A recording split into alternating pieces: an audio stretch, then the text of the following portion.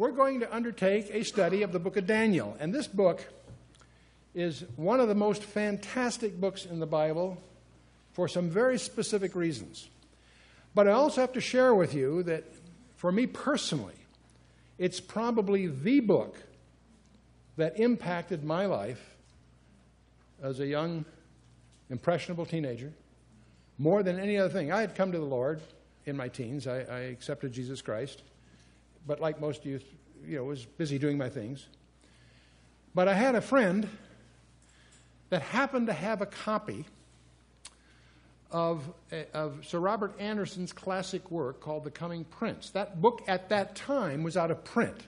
This was a treasure that he gave me as a gift.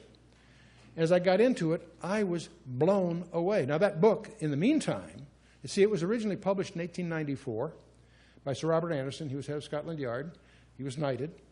But he made some discoveries about the book of Daniel that are really quite startling, and we will be dealing with those when we get further into the book. But that so astonished me. It was the book of Daniel and the discoveries in that book that galvanized me into the reality that Jesus Christ really is who he claimed to be. You say you can't prove the Bible. Wrong, you can, if you do a little bit of homework. And the book of Daniel stands as a pillar, as an apologetic as well as a book of prophecy in both terms. So I think you're going to find it one of the most rewarding studies that you can undertake. The book of Daniel, of course, we're in session 1, which is introduction, and we'll deal with chapter 1, which is basically the deportation of these teenage kids by a foreign power.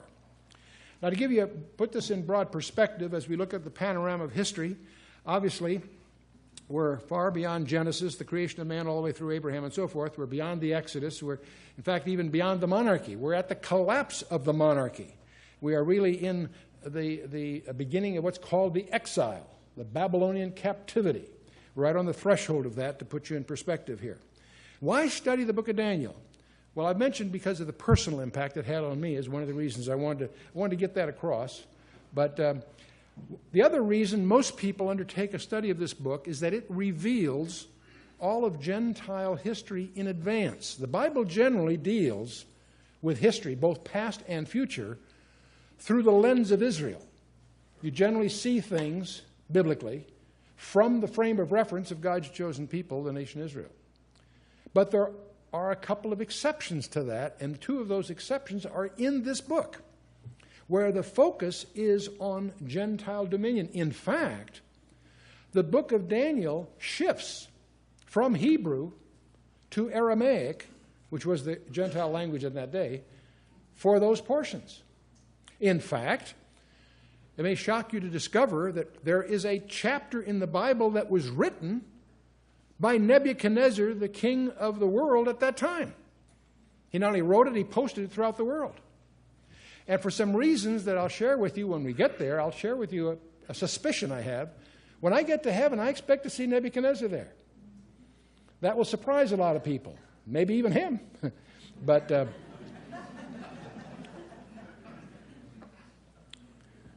other thing I want you to do as we go through this book, I want you to have the benefit of the discovery of the validation of this book.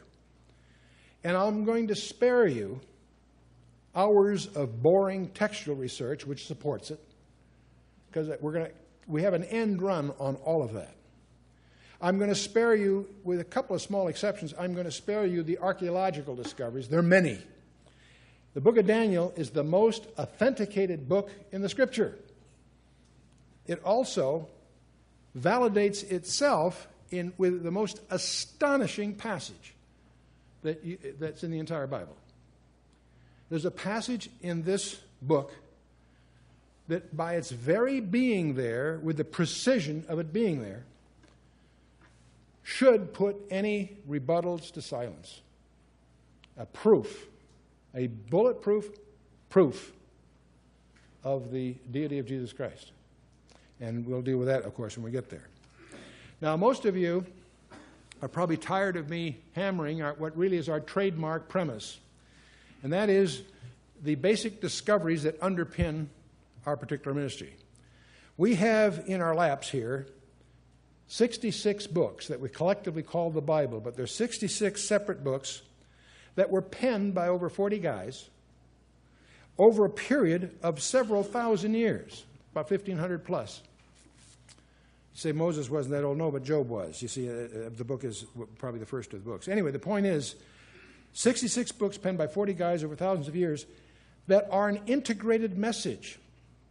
We have an integrated message here. I don't mean just thematically, that there's a theme in the Old Testament fulfilled in the New. No, much more than that. We take the position that every number, every place name, even the linguistic structure of the text bears evidence of integrated design, skillful, anticipatory design. 66 books, 40 authors, over 1,000 years. From that discovery, which you can demonstrate by just getting into it, a second discovery emerges, and that is that this has to have had its origin from outside the physical universe as we know it, outside the dimension of time itself. And you can prove it. Can't prove the Bible? Yes, you can. If you can establish that it's an integrated message, and you can demonstrate that it had its origin from outside the dimensionality of time, and there's no other religious book on the planet Earth that can make that statement or rely on that for its validation. But I want to talk, we're not going to spend a lot of time on text, but obviously the original Hebrew, you probably, if you read in this area, you'll find it's sometimes called the Verlaga. In the days of Ezra and Nehemiah, the Old Testament as we think of it, is pretty much pulled together. But the main point, that's the anchor for your perspective here, is that this entire collection that we call the Old Testament, or the Jews called the Tanakh, was translated into Greek. It started about 285 BC under Ptolemy Philadelphus. 72 scholars were convened, the best they could find, in Alexandria, which was the major literary headquarters in the world at that time, with the task of spending 15 years to translate the Old Testament Hebrew into Greek. The reason being that Greek was enforced as the international language in the days of Alexander the Great. Most of the world spoke Greek. Even if you were Jewish, you spoke Greek, not Hebrew. You used Hebrew much as a Catholic uses Latin. For ceremonial purposes maybe, but not to the extent that you weren't necessarily comfortable with. What the people wanted was their Bible, the Old Testament, in their own language, which was Greek. Greek is a vastly more precise language, and I won't get into a whole discussion of all of that here, but we have a thing, how we got our Bible. It's also in Learn the Bible in 24 Hours. We give you some background, the differences between Hebrew and Greek and why God uses both. But in any case, the main point is the product of this translation is called the Septuagint translation, Septuagint being a fancy word for 70. It was that translation that was widely in circulation at the time of the New Testament period. Most of the quotes in the New Testament are not from the Hebrew, not from the Masoretic, that came later. It's from the Septuagint. Interestingly enough, Paul quotes from the Old Testament, he's usually quoting from the Greek version of the Old Testament. The real point I want to make, the thing you can anchor on, is that the Old Testament was in black and white, so to speak, 3 centuries before the Gospel period. You say, well, who wrote Daniel? I can tell you, I know exactly who wrote Daniel, but that doesn't matter. Daniel was in writing, black and white, 3 centuries before the New Testament period. It's the one that's most quoted. The Masoretic text, which is usually our Hebrew standard, that was derived from works of the Council of Yamnia back in 90 A.D. and pulled together later. So actually the Septuagint is older than even our Hebrew text of the Old Testament. Are we together so far? You also need to understand that the Jews at this time, 3 centuries before, accepted Daniel as canonical. So it's fruitless for a critic to argue about the existence of the book of Daniel. He may quibble about who really wrote it when, but he can't place it after the time it was translated into Greek, much as he might try. And they try very hard. You'll run into all kinds of characters that try to say, well, it really written later, and they try to, but that's because they're uninformed. By the way, something else I want to, as I'm getting the preliminaries here, I'm doing this for 2 reasons. It affects the study, but also many people who are getting this may be their first exposure to some of our things. So I want to put on our trademark early in this study, and that's Acts 17:11. So at the top of your notepad, for over 40 years, I've always told my gang to, in the upper right-hand corner, put Acts 17:11. That's where Luke tells you, don't believe anything Chuck Missler tells you. Okay? Acts 7:11 says, speaking of those that were in Berea, it says, these were more noble than those in Thessalonica, in that they received the word with all openness of mind, yet they searched the Scriptures daily to prove whether those things were so. The Thessalonians were enthusiastic, great, but the ones in Berea were skeptical, checked it out. They took it with an open mind, but they checked it out, and they're commended for doing so. So this is a basic caveat. Don't believe anything I tell you. Check it out for yourself, okay? Daniel and the Critics' Den. You know, it's interesting. No other book has been as validated as the book of Daniel throughout history. It's interesting that in 332 BC, when Alexander the Great was on his conquests, when he gets to Jerusalem, the high priest then was Jaddua, showed him references to himself in the book of Daniel, and the city was spared. And that's recorded by Josephus. So Daniel was a book venerated, in fact, spared the city 3 centuries before the events here. Now, by the way, I won't get into a lot of archaeology. We could spend all time doing that, but I'll just mention one that is very important. The archaeologist Kodui, a German archaeologist, back before the First World War, excavated Nebuchadnezzar's palace, the banquet hall that we see prominent in Daniel chapter 5 with the handwriting on the wall, had been identified way back that early. It's since been rebuilt, by the way, by Saddam Hussein. We'll talk about that when we get there. And there are all kinds of details that critics used to point to in the book of Daniel that were wrong. It didn't describe history as had been commonly accepted throughout the Western world. But subsequent discoveries not only validated Daniel's rendering of that history, they demonstrated that Daniel had to have been an eyewitness. And we'll cover some of that as we go. But the ultimate identification is Jesus Christ. If you believe in Jesus Christ, you've just saved yourself hours of boring library research. Jesus quotes Daniel directly 3 times. He refers to Daniel the prophet. That's an interesting phrase because Daniel wasn't a prophet in the traditional sense. The book of Daniel was not collected with the prophetic writings in the Old Hebrew Bible, but in the writings it was treated as history rather than prophecy. Because Daniel was regarded by the rabbis as a governmental figure. He didn't have the office of the prophet in the traditional sense. He was a prophet in the sense that God blessed him with some revelations. He's quoted 3 times in the book of Ezekiel. In fact, he's classed with Noah, Job, and so forth. Daniel is set up as a standard against which to measure wisdom by Ezekiel. And they were contemporaries, obviously. Daniel has another interesting characteristic. This one fascinates me. There are only 2 people in the Bible, other than Jesus Christ, of course, of which there's no evil spoken of. Who's the other guy beside Daniel? Anyone? Joseph. Good for you. What's interesting is Daniel and Joseph have nothing negative said about them. Don't misunderstand. They weren't sinless. That's not the point. We're all sinners.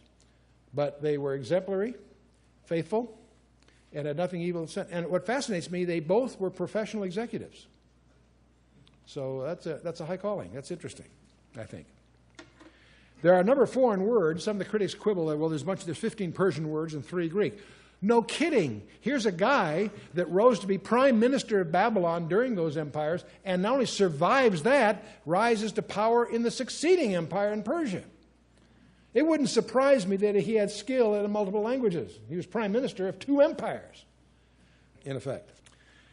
Now, the organization of the book is in 2 halves. The first 6 chapters out of 12 are historical, narrative. First chapter we'll take tonight. He's deported as a teenager. We'll talk about that. The next chapter is where Nebuchadnezzar, this new king, has this bizarre dream and challenges his advisors to explain what it means. And that's one of the most colorful scenes in the Bible. We'll take that next time. We have the famous fiery furnace scene following. We have a very interesting chapter 4 that Nebuchadnezzar himself writes before it's over.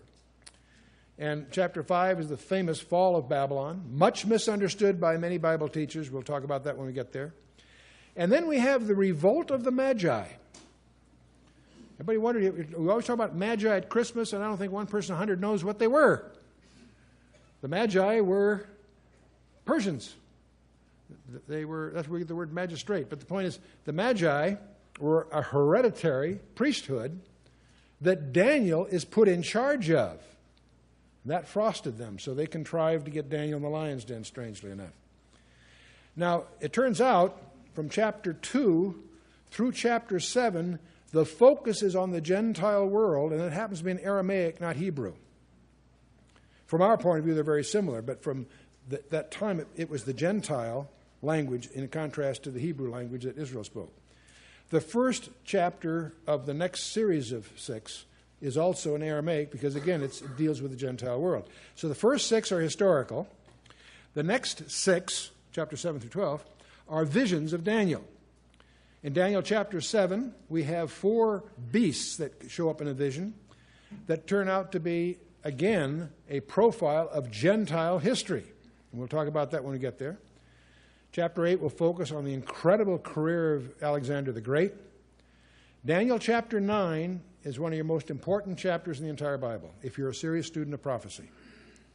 When 4 disciples came to Jesus for a private briefing on a second coming, he focused them on this passage, the last 4 verses of Daniel 9, as the key to all end-time prophecy. So we'll obviously be dealing with that intensely when we get there. Daniel 10 is one of these spooky chapters. In fact, it's a glimpse into the dark side, the spirit world that's at war, behind the scenes. Everything going on today that we see in the world are vestiges of a spiritual warfare going on unseen around us. And we see elections, we see empires rise and fall, but there are gigantic spiritual forces in contest behind the scenes. We'll get a glimpse of that in chapter 10, which is a prelude to the final climax of the book, chapters 11 and 12, which are the wrap-up. Chapter 11 deals with the so-called silent years, in part. You'll find books in the library called the silent years, meaning the period of time, the 400 years between the close of the Old Testament and the beginning of the New. They call those the silent years. That's an uninformed title, because those years are covered in the Bible in advance. Daniel chapter 11, 5 through 35, deals with the so-called silent years. Obviously, we'll deal with that. And then chapter 12 is the final wrap-up, the final consummation of all things, including, of course, the second coming and so on. Interesting, exciting book, very fundamental, probably the most important apocalyptic book, obviously, in the Old Testament. They're not in chronological order. That confuses some people. Here on the screen, I put them in chronological order. And they are relative to each other chronological, if you recognize that the first 6 are narrative, but chapters 7 and 8 are visions that occur between chapters 4 and 5. And chapter 9 occurs between chapters 5 and 6, chronologically. And obviously the closing visions are at the end. So they're in the right order, but we just have the first 6 are the history, and the last 6 are the visions, if you will, in detail. We've just finished studies of Jonah and Nahum, so you're familiar with the fact that after the Civil War, when Solomon died and Rehoboam and Jeroboam divided up the nation in 2, we had the northern kingdom under Jeroboam and the southern kingdom under Rehoboam. The northern kingdom goes from bad to worse and ultimately is conquered by the Assyrians in 722. So we've been through all that. The Assyrian Empire was dominant for several centuries. But we're now moving to the point where Nineveh, the capital of the Assyrian Empire, falls to Babylon and Media in 612 BC. It's the beginning of the breakup. About 609, 3 years later, Pharaoh Necho leads his army against what's left of Assyria. He's trying to cherry-pick some assets here. This is also an area that most commentators are not tuned into adequately, because in 2 Chronicles 35, Josiah chooses to do something very strange at this time. When Pharaoh Necho goes against Assyria, now Assyria has been the traditional enemy of Israel for several hundred years. It's starting to fall apart. Pharaoh Necho is going against Assyria, and Josiah takes up arms against Pharaoh Necho. See, what on earth is going on? Most commentators have not figured it out. Actually, one says that he thinks he was trying to align with him. No, he gets killed in the trial. Pharaoh Necho himself is bewildered. He says, "What are you doing?" "I'm doing what God told me to do," which raises some other interesting questions. And I won't spend the time here to give you the whole story. It'll be a distraction. But there's a very good possibility that the Levites had taken the Ark of the Covenant out of the country to protect it from Manasseh's ravaging. And when Josiah takes over, he wants the Levites to bring it back. In verse 3 of 2 Chronicles 35, he asked them to return it to Israel. There's records that they had put it on Elephantine Island, which was the fortress capital of Egypt, under the days of Pharaoh Necho. Pharaoh Necho had it there. Apparently it was an operation of the Levites. The reason Josiah is going against Pharaoh Necho, he wants his ark back. But Josiah gets killed, and we don't know what was going on, except we do have a documented record that the Ark of the Covenant went from Elephantine Island after 2 centuries to Tana-Kirkos Island on Lake Tana for 8 centuries before going to Axum. And if that's all true, then it's very possible they really do have the Ark of the Covenant in Ethiopia today. The beliefs they hold about how it got there are provably wrong. What everybody's overlooked is it may have gotten there by a path that they don't understand. And it's in the Bible. It's implied in the Bible. So anyway, Pharaoh Necho, by the way, Pharaoh Necho was not Egyptian. He was Ethiopian, just as an aside. But within 3 years, we have the famous Battle of Carchemish, and that's where Pharaoh Necho meets Nebuchadnezzar, and Nebuchadnezzar wins, which makes the Battle of Carchemish in 606 BC is the milestone that generally is marked as the beginning of what's called the Babylonian Empire. Babylon had been a city-state of the Assyrian Empire, a pawn of Assyrian politics, for centuries. But Nabopolassar, the king of the Babylon, the city, had a son by the name of Nebuchadnezzar who was a sharp general. And he's maneuvered his way now to the point where, at the defeat of Pharaoh Necho, which was the major remaining power in that region, that makes the Babylon not just a city, but it's the beginning of the Babylonian Empire. Now that brings us to the first siege. On the way home, he lays siege to the city of Jerusalem. Nebuchadnezzar does. Jehoiakim is released he succeeds. He releases their king Jehoiakim as a vassal king. He plunders the temple of some of its artifacts for his own museum. He takes hostages to assure the loyalty of Jehoiakim and also to train promising young men to serve at court in Babylon. And among those that are taken are 4 young Hebrew teenagers, somewhere between 12 and 15 years of age. And Daniel, of course, is among them, but many people don't realize Daniel was of the royal line. He was one of the princes. These weren't just guys that showed promise. They were very, very promising youths, and they also had the right lineage. This first siege of Jerusalem begins a 70-year period that was prophesied to be the servitude of the nation. The nation Israel is to be captive of Babylon for 70 years. Why 70 years? God tells us in 2 Chronicles 36. Because for 490 years, they failed to keep the sabbatical year of the land. Just as we have 6 days that you work and 1 that you rest, they were to plow the land for 6 years and let it rest a 7th year, a sabbatical year. They failed to keep that. And God says, you owe me 70. And that's in the end of chapter 36 of 2 Chronicles. That's the very reason why it was predicted to be 7 years. Don't confuse the servitude of the nation with the desolations of Jerusalem. Both of them are predicted to be 70 years, but they're not coterminous. That is, they start and end at different times, slightly. We'll come to that. Now, getting back to this, Jehoiakim is still king in Jerusalem, but he's subject to Babylon. His false prophets keep urging him to rebel against Nebuchadnezzar. We're God's chosen people, etc., etc., etc. There are 2 guys that say, don't do it.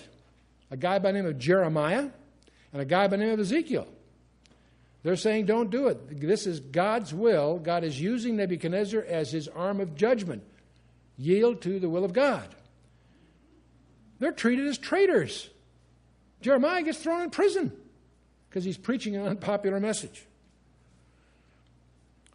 So Jehoiakim finally does rebel. Nebuchadnezzar again lays another siege. And since he ignored Jeremiah's counsel, he rebels. There's a 5-year battle. Jehoiakim dies, ultimately. His son, Jehoiachin, also called Jeconiah. He goes by 2 different names, by the way. In fact, 3 different names. He's called Jehoiachin. He's called Jeconiah. He's also called Coniah in some of your translations. Anyway, he reigns until the siege is finally over. You want to do some homework on Jehoiachin. There's a very interesting passage in Jeremiah 22, the last verse in that chapter, where God says, see, Jehoiachin comes at a long list of bad news. And by the time you get to Jehoiachin, God says, no man of his seed shall prosper anymore in Judah. And they say, okay, so God's upset. He pronounced the blood curse on the royal line. Well, that creates a very fascinating theological problem. In fact, whenever I encounter this, I always visualize parties being thrown in Satan's council. Because Satan must have figured, boy, God has really done it to himself because he's committed himself that the Messiah will come from the royal line, and now he's pronounced a blood curse on the only remaining thread of that royal line. And I always visualize, when I have those fantasies in my mind, I always visualize God turning to the angel and saying, watch this one. And to solve that, you've got to look at the genealogies in Matthew and Luke. Matthew's Jewish, presents Jesus Christ as the Mashiach Nagid, the Messiah, the King, and he goes for the first Jew, Abraham, goes through Abram, through David, down through David, through Solomon, the first surviving son of Bathsheba, down through Joseph, the legal father of Jesus Christ. Terrific. Luke is a Gentile. He is not oriented to that. He's oriented to Christ's humanity. He starts his genealogy, in effect, with Adam. Adam takes him down to Abraham. From Abraham to David, they're obviously both identical. But when you get to David, Luke does a very strange thing. He takes a left turn. He doesn't go through the first surviving son of Bathsheba, Solomon. He goes through the second surviving son of Bathsheba, a guy by the name of Nathan. Not Nathan the prophet, another guy. And takes it down through Heli, who is the father of Mary. But you need to understand the daughter of Zelophehad. If a father had only daughters and she married in the tribe, he would adopt her husband as his son, and thus he would inherit. That's called the daughters of Zelophehad in the Torah. And it's astonishing to see how many commentaries miss the whole point of the daughters of Zelophehad, because on that peculiar exception in the Torah that God instructs Moses to put in the Torah, it hangs the claims of Jesus Christ, because Jesus Christ is of the house and lineage of David, but it's by a virgin birth, therefore it's not carrying the blood curse of Jeconiah. So I challenge you to get into that, because nothing else, it'll give you a profound respect for the precision of the Scripture and the elegance of God's designs. It also is a terrific piece of background to be able to talk about at Christmas. Why a virgin birth? There's an aspect of that most people haven't had a chance to get into. But anyway, Jeconiah is captured, along with 10,000 captives, in fact 1,000 artisans also. This includes Ezekiel. So this is where Ezekiel also gets taken to Babylon. So from now on, Ezekiel's in Babylon, Jeremiah's in Jerusalem, both preaching, but one by remote control. No internet in those days. Jeconiah is captured. Zedekiah, his uncle, is installed as the vassal king. And so that's the second siege. Now Jeremiah from Jerusalem and Ezekiel from Babylon warn Zedekiah, don't make the mistake of your previous guy. Don't rebel. Nebuchadnezzar is God's instrument of judgment. But obviously the king is surrounded by false prophets. Say, hey, gets him on an ego trip. We're God's people. Let's rebel. So that he does, and that leads to siege number 3. Because Zedekiah ignores Jeremiah's and Ezekiel's warnings, and he yields to the false prophet and he rebels. Now, by this time, Nebuchadnezzar had a belly full of the whole operation. So this time when he lays siege, he wipes out the city. Understand that up till now, Jeremiah and Ezekiel have been telling him, look, don't rebel or you'll destroy the city. The city has been besieged twice, but it was left, he just took control. He didn't destroy the city. If you rebel, he's going to destroy the city. They do rebel, and that's exactly what Nebuchadnezzar did. He destroys the temple, He plunders the place, and that's the end of it. That starts a period of time called the Desolations of Jerusalem. Many scholars confuse those two as being the same. Servitude of the nation, the speak of Babylon captivity, 70 years. Yes, it was. The desolations of the city of Jerusalem are 70 years, but it's a different 70 years. So this begins that 70-year desolations of Jerusalem from the third siege. It's interesting to read some of the prophecies. Ezekiel said, God said through Ezekiel, my net also will I spread upon him, and he shall be taken in my snare, and I will bring him to Babylon, to the land of the Chaldeans, yet shall he not see it, though he shall die there. And Jeremiah also said, then the king of Babylon it records, because he was there, then the king of Babylon slew the sons of Zedekiah in Riblah before his eyes. Also the king of Babylon slew all the nobles of Judah. Moreover, he put out Zedekiah's eyes and bound him with chains to carry him to Babylon. Do you understand what Ezekiel said? He says, you're not going to see Babylon, though you'll die there. He didn't see Babylon. He was blinded first. But he was taken to Babylon captive and ultimately does die there. I mentioned that as you encounter these things, pay attention to the precision. God means what he says and says what he means. Now, the Babylonian period, we talked about the first siege of Nebuchadnezzar. That starts the servitude of the nation, 70 years. The second siege, they rebel the second siege.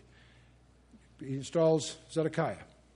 Zedekiah also rebels. So that leads to the third siege. That starts a period called the Desolations of Jerusalem. Both of those periods are 70 years long, but they're different 70 years. Sir Robert Anderson is one of the few that recognized that precision and made some discoveries as a result of that. The servitude of the nation starts with the first siege. It ends when Cyrus the Persian conquers Babylon. As he walks into that city, he's confronted with a letter written to him in a 150-year-old book called Isaiah, calling him by name and outlining his career. He's so blown away, it's a matter of record. He releases them and gives them money to go home and build their temple. That ends the Babylonian exile, or the servitude of the nation. And it also starts the Persian Empire, obviously. In that Persian Empire, there's a guy by the name of Artaxerxes who has a cupbearer by the name of Nehemiah.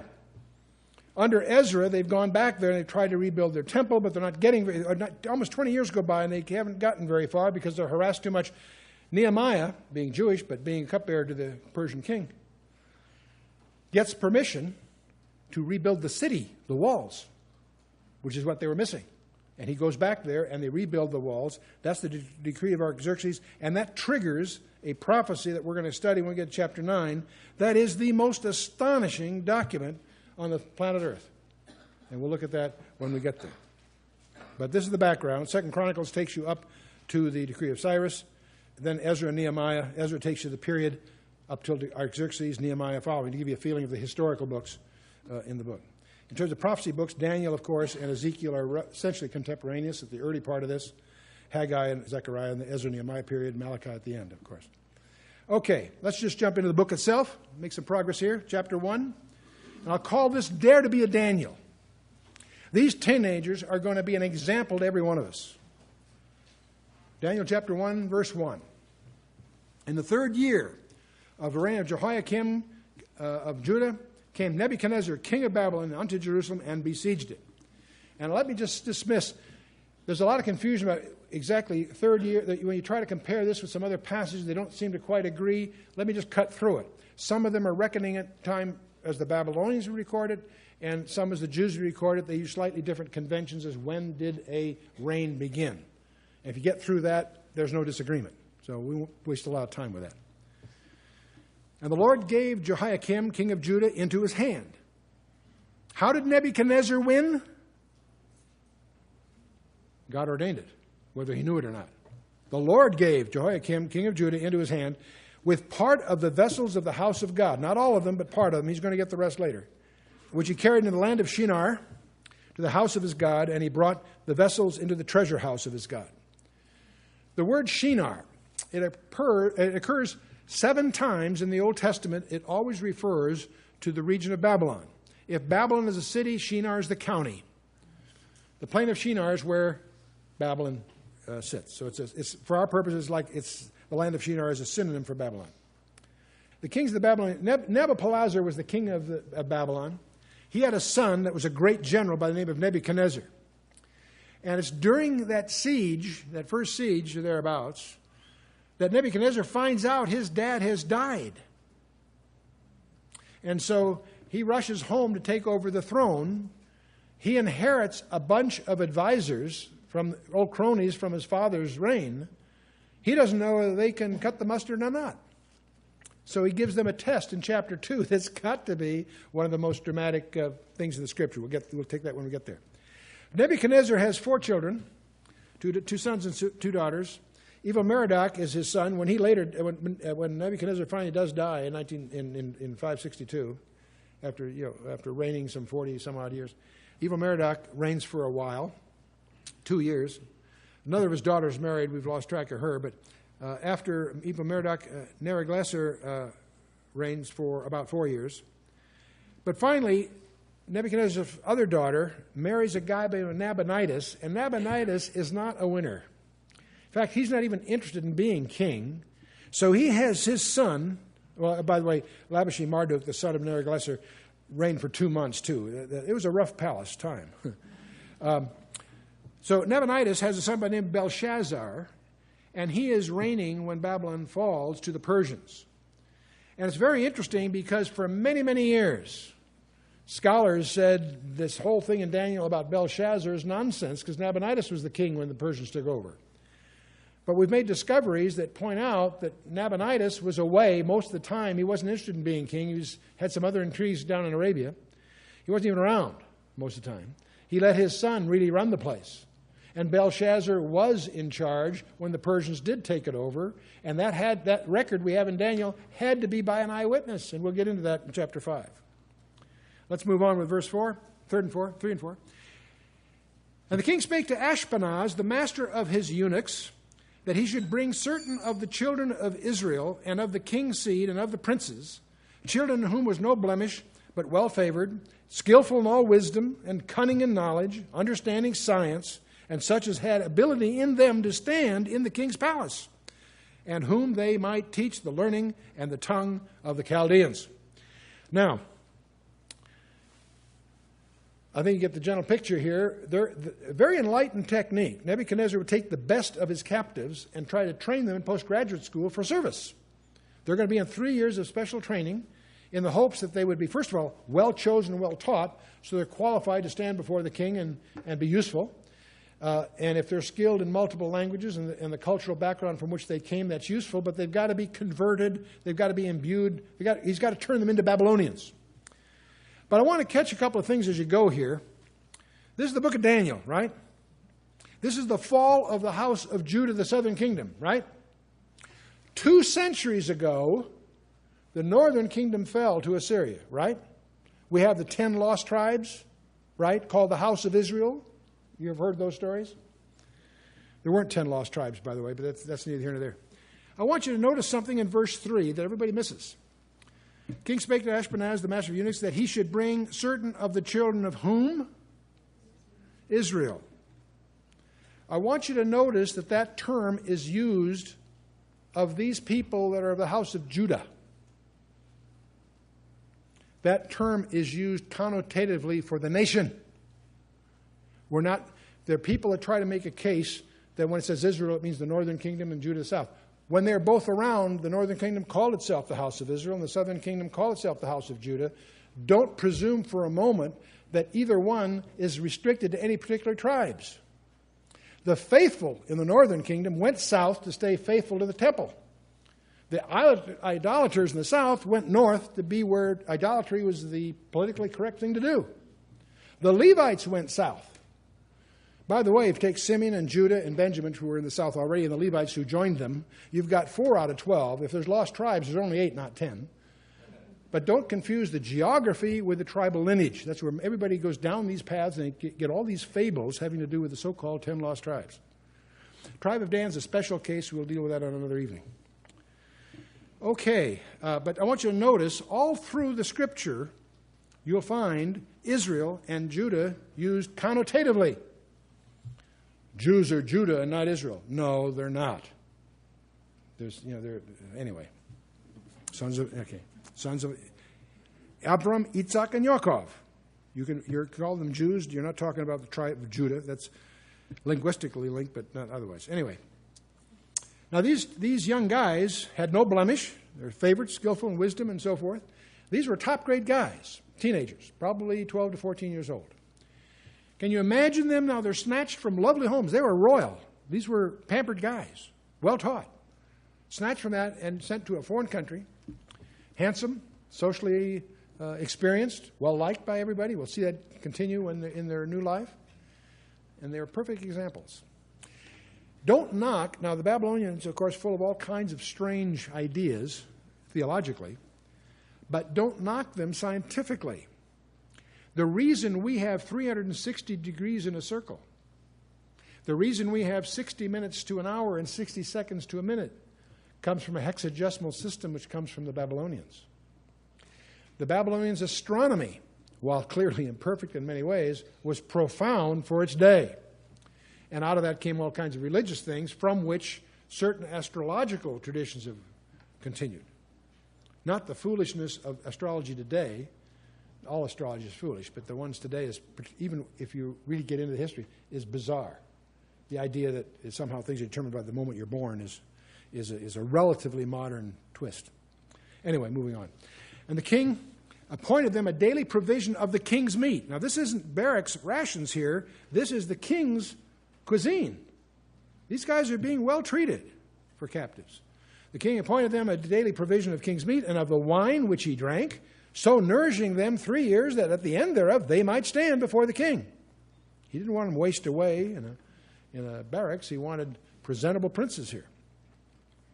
Now, among these were the children of Judah, Daniel, Hananiah, Mishael, and Azariah. Those are their Hebrew names. Unto whom the prince of the eunuchs gave names. For he gave unto Daniel the name of Belteshazzar, of Hananiah, of Shadrach, of Mishael, Meshach, and of Azariah, Abednego. Now, I won't ask you to repeat the Hebrew names, but I know you can repeat the Babylonian names, thanks to the song. Shadrach, Meshach, and Abednego. We all know the names from the song. We got the wrong names, by the way. Typical, but anyway. Daniel was called Belteshazzar, Hananiah, Shadrach, Mishael, Meshach, Azariah, Abednego. Scholars are not exactly precisely in agreement to what these names mean, but typically Daniel means God is my judge. Hananiah means beloved of the Lord or something like that. Mishael, who is as God, and Azariah, the Lord is my help, or close to that. Notice that in the name of God appears in each of them, either with the El or the Yah, one way or the other. The Babylonians are trying to get them to conform to their world. Belteshazzar means Prince of Bel. See, Daniel's like the judge of God, or the Prince of God. He wants the Prince of Bel. Shadrach means illumined by the sun god. Meshach, who is like the moon god. Don't knock that moon god. He's worshipped by, that's the Islamic god, right? And Abednego, servant of Nego, the shining fire. Oh, by the way, before I forget to mention, don't confuse Belteshazzar, the name of Daniel, the Babylonian name of Daniel. It won't be much of a problem because most of the time we'll call him Daniel, the text does. But don't confuse him with Nebuchadnezzar's grandson called Belshazzar. They're very similar, but they're two different guys. Something interesting about Abednego, the word Nego in Chaldean transfers as Nogia, which means Lucifer. So that's kind of interesting. But the whole idea is to change their identity and their destiny. Change their identity from being God's children to be Babylonian children, and to be their destiny to Babylon rather than Jerusalem. Both of these then would be reinforced by constant use of these names, presumably. But here's the good news, verse 8. Daniel purposed in his heart that he would not defile himself with the portion of the king's meat, nor with the wine which he drank. Therefore, he requested of the prince of the eunuchs that he might not defile himself. Now, understand, there's nothing wrong with eating meat. That's not the point. The point is that some of the king's cuisine were things prohibited in the Mosaic law. This is not an argument to be a vegetarian, as you'll see. It's an argument to not have to eat meat that's offered as idols. The practice in those days that meat that was served was part of the process was it was offered to idols first. That would be offensive to a Jew. they didn't bother doing that with the vegetables. So that's why they're looking. Daniel is resolved to try to get around this problem. So now God had brought Daniel into favor and tender love with the prince of eunuchs. Notice that Daniel had already earned the respect and the affection, if you will, of his bosses. The prince of eunuchs said unto Daniel, I fear my lord the king, who hath appointed your meat and your drink. For why should he see your faces worse, liking than the children which are of your sort? Then shall ye make me endanger my head to the king. And by the way, he had reason to be nervous. Nebuchadnezzar didn't mess around. The officers' fears are very justified. See, Nebuchadnezzar, we'll find out, was known to put out the eyes of people after killing their children in front of them. He was known for making their houses into dunghills. He's going to threaten that in the next chapter. There are occasions when he roasted his officers over a fire. This is Saddam Nebuchadnezzar we're talking about here, okay? How would you have handled the situation? The word is out. You've got to have this diet. It's a great diet. It's top quality stuff, but you're trying to stay faithful to your own ritual practices. And you're endangering your boss's life by not conforming, right? What do you do? How do you handle this? Lots of possible ways. One is to give in. That's one possibility. Daniel chose not to do that. You get somebody preaching and get them all to change to your diet. Didn't try to do that. What do you do? How would you handle the situation? Well, then Daniel said to Missler, whom the prince of eunuchs had set over Daniel, in other words, the intermediate guy here, had set over Daniel, Hananiah, and Mishael, and Azariah, prove thy servants, I beseech thee, 10 days. Let them give us pulse to eat and water to drink. Now, by the way, pulse is a word that's generally presumed to be vegetables, but it actually is a word that comes from seeds. So it may have been planted vegetables, or it could be some kind of grain meal, of some oatmeal or something of that nature.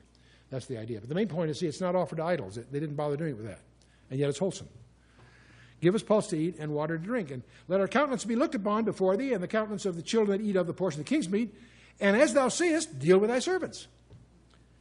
So Daniel proposes a test. 10 days, that's no time at all. Give us a try. And see if we embarrass you by looking peaked or whatever. See? Pretty cool. 10 is always a measurement of test or testimony. But I notice the whole thing, this isn't prisoner's ration we're trying to duck here. This is the king's meat. This is top stuff. And we go through all the other things. So he consented them in this manner and proved them 10 days. And at the end of 10 days, their countenances appeared fairer and fatter in flesh than all the children which did eat the portion of the king's meat. Thus Missler took away the portion of their meat and wine that they should drink and gave them pulse. So they made the test, so their boss was not in jeopardy, and yet they were able to maintain their ritual position. And as for these 4 children, God gave them knowledge and skill and learning and wisdom, and Daniel had understanding in all visions and dreams. The way it's actually translated better is the lads, the 4 of them. So all 4 of them prospered here. All 4 of them got learning. The word learning here is actually taking a root meaning book. It's designating the world of letters, interestingly enough, and literature. The word wisdom designates the proverbial lore of the ancient culture. Intelligently arranged body of principles is one way it's rendered, if you will. It's what we would call science. And some of their folklore is no worse than the folklore that masquerades as science today. You know, it's astonishing to me that our culture, that regards itself as being technologically so sophisticated, insists upon embracing a fundamental presumption that's disprovable, that everything happened in the absence of design. You look through a microscope and a telescope and insist upon saying, I don't see design there, that's all randomness. That all happened by random chance. We'll leave that one on. But the term says all learning, not just the Babylon. God gave them knowledge and skill and all learning. And that was far more than just the superstitious lore of the pagan priests. Although knowing that was probably important in order to interpret what was going on. Researchers have indicated that in addition to astronomy, an adjunct of pagan worship, of course. There's architecture, linguistics, agriculture, meteorology, agronomy, and many of the other sciences were well developed in the land between the two rivers. That's what Mesopotamia means. There's a very, very high skill level in this region in those days. Okay, now at the end of the days that the king said he should bring them in, then the prince of the eunuchs brought them in before Nebuchadnezzar. Big test coming up here. The king communed with them, and among them all was found none like Daniel, Hananiah, Mishael, and Azariah. Therefore stood they before the king. In other words, they got their merit badges. They won.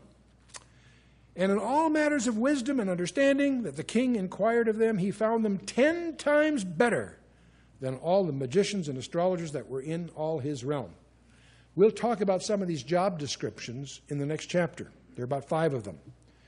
And we'll tell you what they are, but frankly, they so overlap. These are their staff advisors, heavily involved in the occult, but basically the ones that primarily advise the king. Sacred scribes, astrologers, you name it. Practitioners of the occult arts of all kinds. But these 4 Jewish young men outclassed them all. And Daniel continued even to the first year of the King Cyrus. This is a predictive passage. This doesn't come up until chapter 10, I guess. But the point is, it's just an anticipatory summary. Daniel's going to outlast them all, including, obviously, Nebuchadnezzar, etc. Well, we've gone through this rather hurriedly, but let's talk a little bit about the moral heroism that we see here. These teenagers, I don't want to dismiss this. They got deported. They stood up and recounted. They had discernment. That's one of the first things. They saw precisely what was wrong with eating the prescribed food. They were discerning to begin with. And where would they have learned this specifically? Yes, in Jerusalem. Where? In their homes. You got it. There's only one form of biblical schooling in the Bible, and that's homeschooling. Deuteronomy 6, verses 4 through 9 is your verse on that. These guys were obviously well trained at home. They were trained with resistance to evil. Just because they were distant from their home didn't weaken their resolve to keep themselves distant from evil. It's a non-trivial issue. These guys weren't at home or in a suburb of Jerusalem. They were at the capital of the world. So this obviously, again, is, I think, a testimony to the home that they came from. Because children don't naturally resist evil. They embrace it. This took training. And they were obviously well trained. They also had the power to voice disagreement. This impresses me because they were young. When you're older, you get a little more moral fiber. But when you're kids, there's a peer pressure thing. There's hey, let's just roll and get along because you're off balance a little bit, That's, by the way, where the homeschoolers do better, because the homeschoolers have more social communion with adults than their contemporaries that are not homeschooled, because they have lots of peer pressure with their own age, but the only adults they run are their teachers. The studies are very interesting that are coming up that the homeschoolers are better socially adjusted than the public school kids. It's amazing. But anyway, these obviously had fiber. Physical courage. We're going to discover they have a lot of physical courage. The prince of the eunuchs was right. His head was in danger. Nebuchadnezzar knew how to reduce head count. And the most important head count is your own, They had perseverance. They stuck with it. When he didn't get help from the big boss, he went to the boss's steward and was able to get it. And, of course, they were determined. He purposed in his heart, the Scripture says. That's where it all starts. That's your most important stewardship. Take a piece of paper sometime and list the things that that you're stewards of. Your business, your bank account, your family, your properties, whatever. What's your most important stewardship? Your heart. Your heart. And that's where Daniel started. He didn't have a shallow purpose. He was serious. Yet he did it meekly. No mock heroics here. He respectfully requested. He sought out what he was after. He was effective in that regard. And he obviously had good sense. The trial, he suggested, was discerning, perceptive, effective, creative. Good answer. Creativity. Good response. So Daniel's career, he's destined to rise to prime minister of Babylon. We'll see how that starts to happen next chapter. When they get conquered by their enemies, he rises to power in the Persian Empire. He's also going to personally receive the most astonishing passages in the Bible. The angel Gabriel is going to interrupt his prayer in chapter 9 and just blow you away with what he lays out specifically in front of him. And Daniel's career is authenticated. How do I know this is all true? Because Jesus said so. Jesus Christ himself said so. And as I say, he was classed with Noah and Job in terms of his stature in the holy of all books. Now, who's in charge all through here? One of the lessons we get here is, you see, God gave them to the hand of Nebuchadnezzar, the scripture says. God caused the official to show favor. God gave them skill. See, behind this, if we went through the chapter a second time, you notice at every critical juncture, the guy pulling the strings is the ruler of the universe himself. That's exciting. That's exciting to realize God has his hand on you if you give him a chance. If God can do that to individuals, he can also do that to nations. God works behind nations, and that's what we're going to see next time. There's a period of time called the times of the Gentiles. The Ark of the Covenant is no longer in Israel's hands. It's put away until the Messiah comes. From Nebuchadnezzar until the Antichrist is a period of time that the New Testament in chapter Luke, in the book of Luke, calls the times of the Gentiles. That's what we're going to deal with in chapter 2. It's going to all lay out for you there. A timeline of all subsequent history is the subject next time, including what's just ahead for you and I.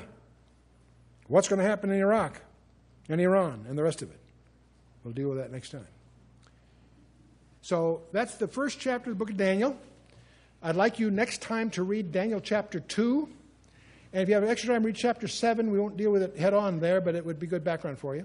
Let's stand for a closing word of prayer. And let's bow our hearts.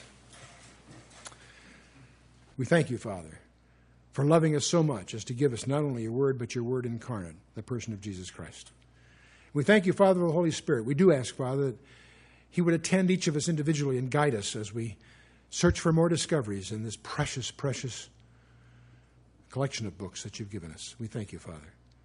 And Father, we would pray that through that Holy Spirit and through that word, you would illuminate the path before us as we too have opportunities for moral heroism day to day. Help us, Father, too, to have the discernment and the resolve and the perseverance and the creativity to resolve these issues in a way that will please you. We thank you, Father, for your word. We also pray, Father, that you would illuminate precisely what it is you'd have of us in the days ahead, that we each might be better stewards, first of all, of our own hearts, that would reprioritize our lives with you at the head. Help us, Father, to overcome the tendency of the urgent preempting that which is important. We do pray, Father, that you would help us be better stewards, more fruitful stewards, and more pleasing in your sight as we commit ourselves into your hands without any reservations. In the name of Yeshua, our Lord and Savior, Jesus Christ. Amen.